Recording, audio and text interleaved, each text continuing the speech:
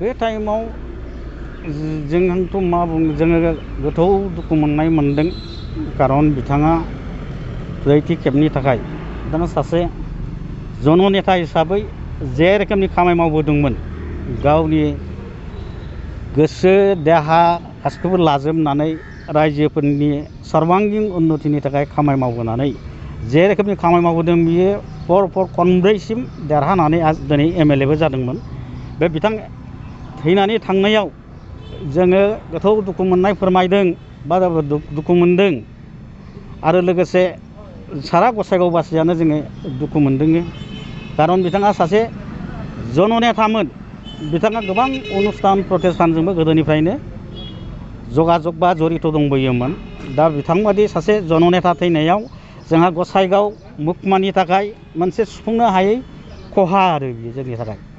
दा बिथांबादि नेताखौ जोङो गसाइगाव बायदि साब डिभिजनाव बा बर'फोरनि गेजेरावहाय जोङो मोनफिननांगौआ बा जोंनि थाखाय सुफुंनांगौआ गोब्राब आरो दा ओंखायनो आङो बिथांनि थैनायाव जिल्ला कमिटि हिसाबै गोथौ दुखु मोननायजों लोगोसे बिथांनि न'खरनिसिम आंनि दुखु मोननायखौहाय बा फोरमायहरनाय जाबाय।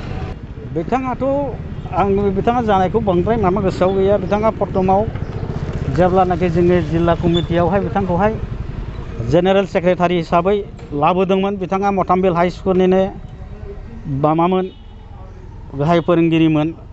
बिथांखौहाय आं मिथिनो मोननायावहाय बिथाङा बेनि सिगांबो सराइबिल समबाय समितिनिबो हयथ' प्रेसिडेन्ट जादोंमोन आरो चेयारमेन आरो गोबां बिदिनो LWS निबो सोद्रोमामोन आं मिथिनायाव बिथाङा आरो डायासिस होननाय मोनसे गावसोरनि खृष्टान मोनसे अनुष्ठान बे अनुष्ठानावबो सोद्रोमा आरो मननाइट टि स्टेट बाहाय आं मिथिनायाव बिथाङा बाहायबो सासे सोद्रोमामोन आरो दा बिथाङा गोबां बे ससियेल जे अनुष्ठान बे अनुष्ठानफोरजों लोब्बा लाखिनानै MLA हिसाबैयानो बिथाङा गोबां खामानि मावबोदोंमोन आरो बिथाङा MLA हिसाबै बे गावनि समस्तिबासिनि गोसोखौ जय खालामनानै बिथाङा देरहानाय नैबे ब्रैथि खेबमोन आरो दा बिथांबादि सासे नेता थैनायावहाय जोंहा गसाइगाव जिल्ला कमिटिया गोथौ दुखु मोननाय बे दुखु मोननाया थाबाय आरो फोरमायबाय आरो